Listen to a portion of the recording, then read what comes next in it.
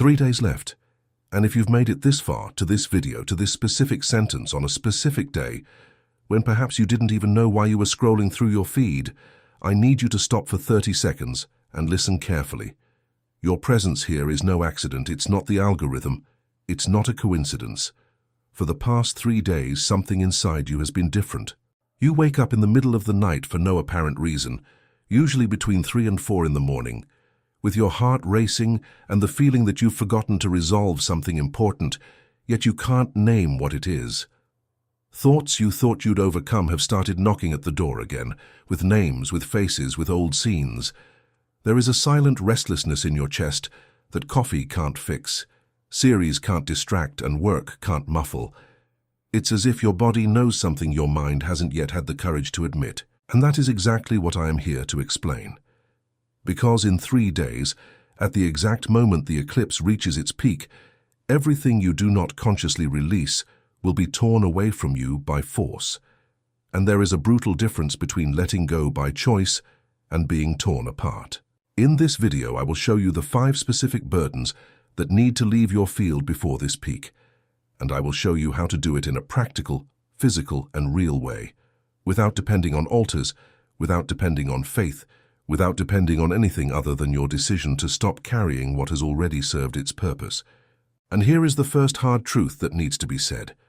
Most people who watch this video will feel exactly what I'm describing, but they will attribute it to end-of-the-month stress, accumulated fatigue, a stupid argument at work, or just a bad day. These people are part of the sleeping majority. They will pass through the eclipse like someone crossing a storm asleep inside a car parked on a cliffside, and when they wake up on the other side, they will be more tired, more confused, and more bitter than before without understanding why. You do not belong to that group. If you did, you would have scrolled right past this video. Your presence here is evidence that there is an internal infrastructure within you, a finer perception, an antenna that picks up what others ignore, and it is to that part of you that I am speaking. The eclipse will do nothing for those who are awake. The eclipse exposes, it merely amplifies what is already there, and whatever is poorly resolved, poorly digested, or poorly closed will gain volume. That is why the 3 days before the peak are actually more important than the day of the event itself, because it is now, exactly now, that the window of release is open. After the peak, it becomes a gate of harvest, and you reap what you planted this week, whether you planted consciously or not. The astrology behind this moment is the opposition between Pisces and Virgo, and it is not symbolic decoration. It is a real tension between dissolving and organizing. Pisces is the water that dissolves the boundaries of old emotion, and Virgo is the blade that separates what serves from what no longer does. You are being pulled simultaneously inward to feel everything that was frozen, and outward to see with an almost uncomfortable clarity what needs to be cut. This combination is what generates the strange sensation of these days. This mixture of wanting to cry for no reason with a sudden urge to throw things away, tidy up drawers, delete contacts, and review old decisions. It's not madness, it's energetic engineering. And now we move to the core of what you need to know, the 5 specific burdens that are asking for passage. The first burden is a repressed emotion you thought you'd already processed, but which you actually just pushed into a corner. It might be anger towards someone you decided to forgive without actually feeling the anger first. It might be sadness over a loss you masked as a learning experience. It might be humiliation from an old scene you rationalized away. Repressed emotion does not disappear. It becomes a symptom, it becomes tension in the jaw, it becomes insomnia at 3 in the morning. It becomes that disproportionate irritation with silly details. The second burden is an expectation that no longer corresponds to reality. An image of the future you built 5, 10, 15 years ago with someone, with a job, with a project, with a place, and that continues to live inside you as if it was still possible, even when all objective data shows that it has changed shape, changed route, or simply died. The third burden is an old version of yourself. That person you were at 25, 30, 35, who still dictates certain rules within you that no longer make sense for who you are today. It is the old identity wearing your current clothes. The fourth burden is a resentment that has lost its function. In the beginning, resentment serves as a shield. It protects you from repeating the same pain. But a moment comes when the shield weighs more than the other person's sword, and you keep carrying it out of habit, out of loyalty to a version of yourself that has already died. The fifth burden is a fear of the future, without concrete evidence. It is not fear based on real facts. It is fear based on mental scenarios you've recycled so many times they've become a psychic truth, even though they've never actually happened. These 5 burdens are inside you now, and each one of them is reacting to the approach of the eclipse like a crystal that starts to vibrate when you turn up the surrounding sound. And if you've made it this far and recognized at least 2 of these 5 burdens, you need to understand one thing. Recognizing is not the same as releasing. Recognizing is the first step, and most people stop there. They identify it, write it in a journal, post an emotional story, and then go back to sleep. That is why I prepared Magia M28 Exercicios, the 28 Chaves do Despertar for you. It is not a theory course. It is a practical 28-day journey, a complete lunar cycle designed to transform each of these burdens into real movement, real decision, real direction.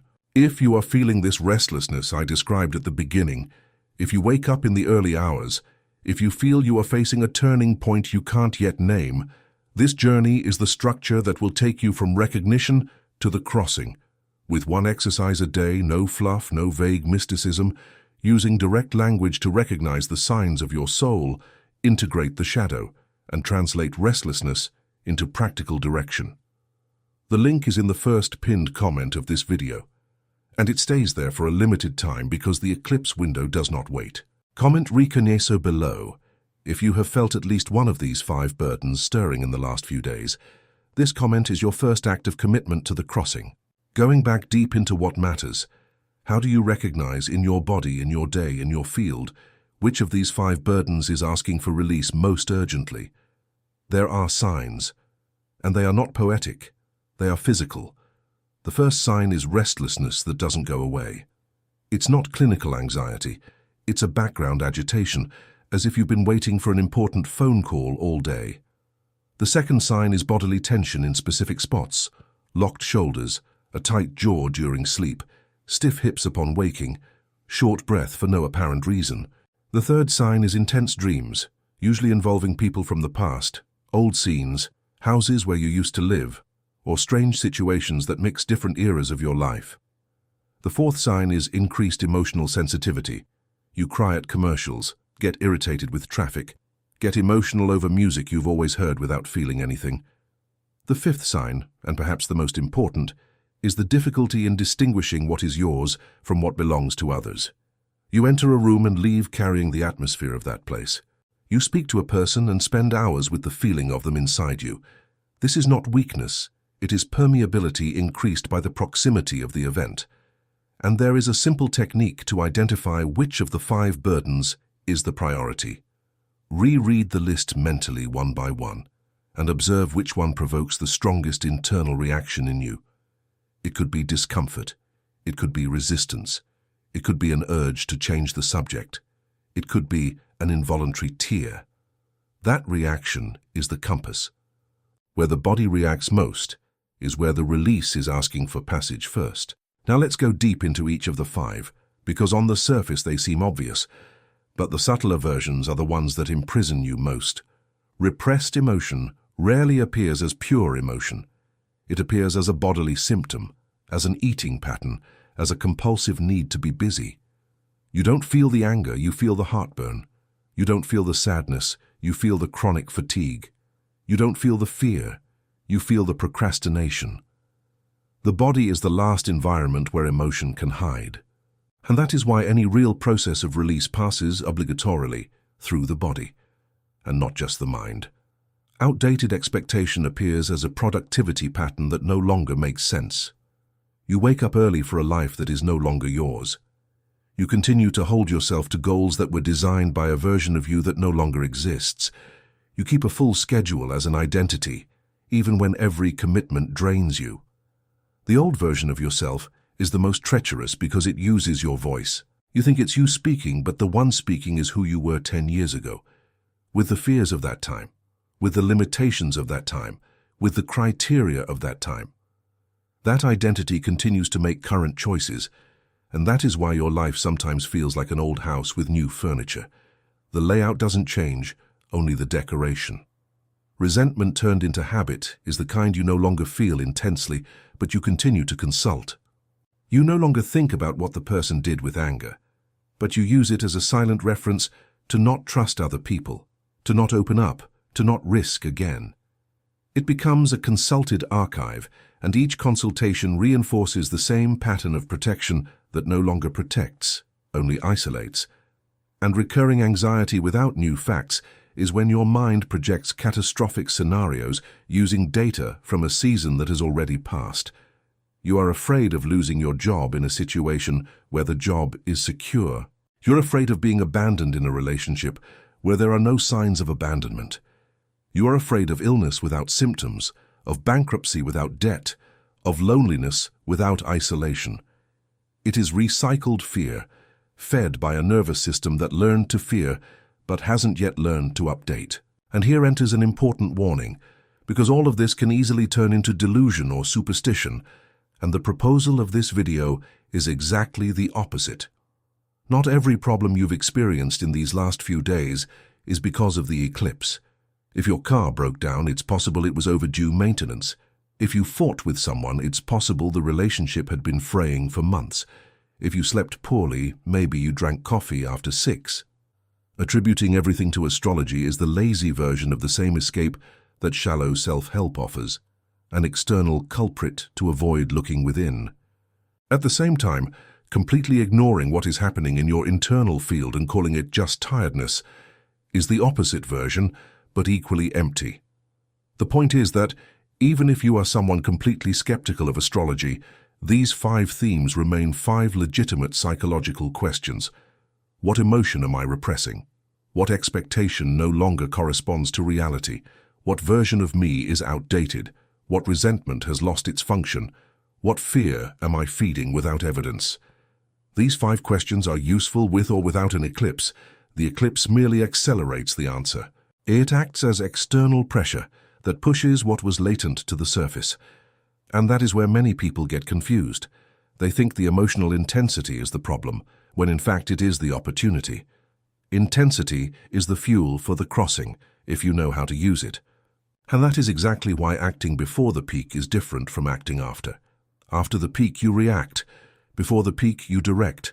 The difference is the same as rowing before the current hits versus being carried away by it. The 4 days preceding the eclipse, in the numerological reading I am sharing with you, form a very specific symbolic sequence. The first day is ruled by the vibration of the heart, the moment to feel without filtering, to let what was underneath come to the surface. The second day is ruled by introspection, the moment to look at what came up without running away, without rationalizing, without trying to fix it immediately. The third day is ruled by the vibration of power, the moment when you make the decision to act, to make the concrete gesture that will mark the cut. And the fourth day is ruled by the vibration of completion, the moment when you anchor in the body that which was decided. This sequence is not an ornament, it is structure.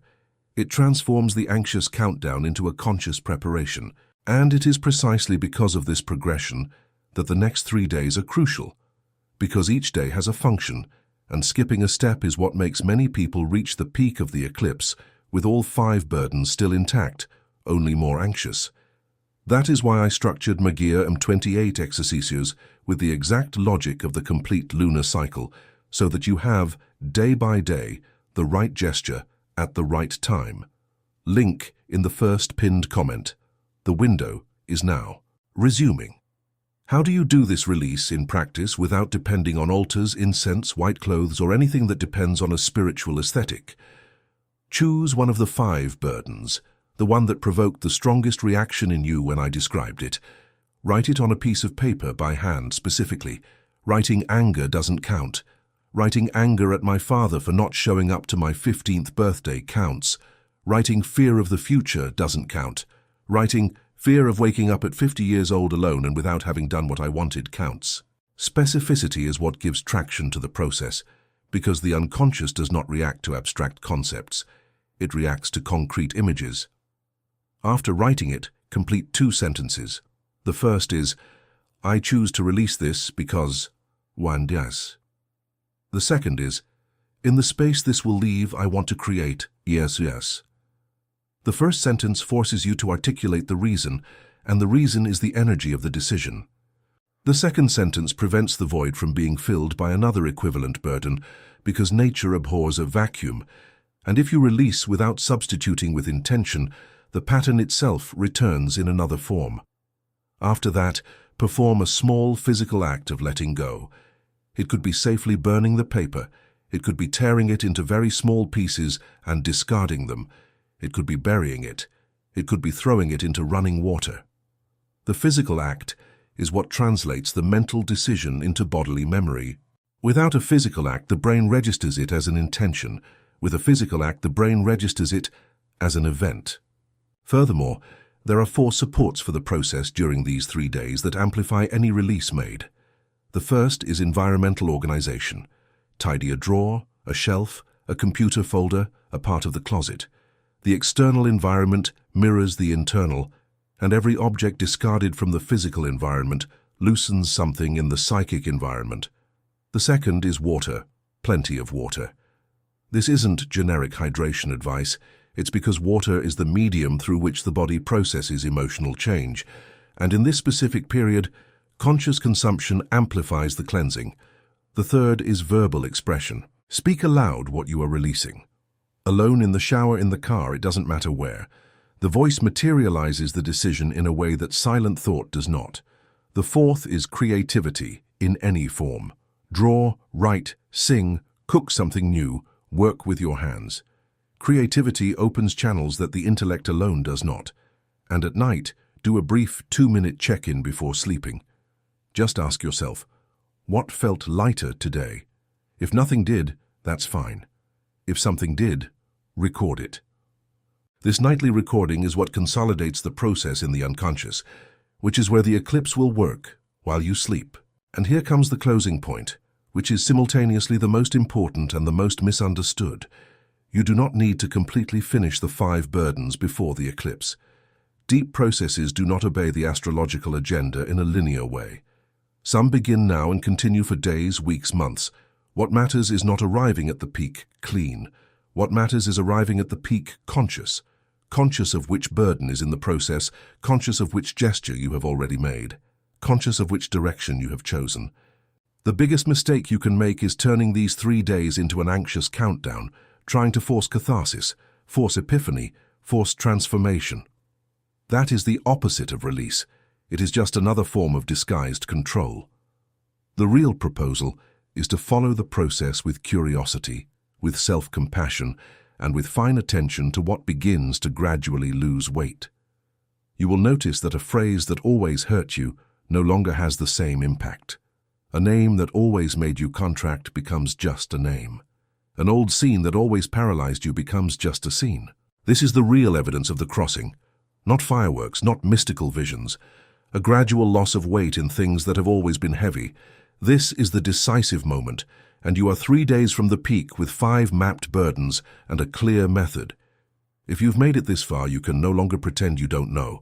That is why I prepared Magia M28 Exercicios as the complete journey to cross not just this eclipse, but the entire cycle it opens. 28 days, 28 keys, 1 exercise a day, no fluff, no vague mysticism, with practical language to transform your restlessness into language, your shadow into clarity, your signs into decisions, and your consciousness into real direction. The link is in the first pinned comment now. Not tomorrow, not after the eclipse, now, because after the peak the price of emission goes up, and the window of preparation, this specific window we are in, does not return in this cycle. Comment "Eu atravesso" in your language as a declaration that you have chosen not to go through this eclipse asleep. And if you've made it this far, this video was just the map of what needs to be released before the peak. What happens exactly after the peak? What opens? What closes? Which decisions will ask for passage in the following 2 weeks? All of that is in the next video, which appears on the screen now. Click on it. The first 60 seconds will reorganize your reading of the timeline that opens from now on, And if you are not subscribed to the channel, understand that every video here is a coordinate within a larger map of this energetic window. Without a subscription, you receive loose pieces, and loose pieces do not form a crossing. Subscribe, turn on the bell, and stay with me, because the next step depends on you not missing the next sign.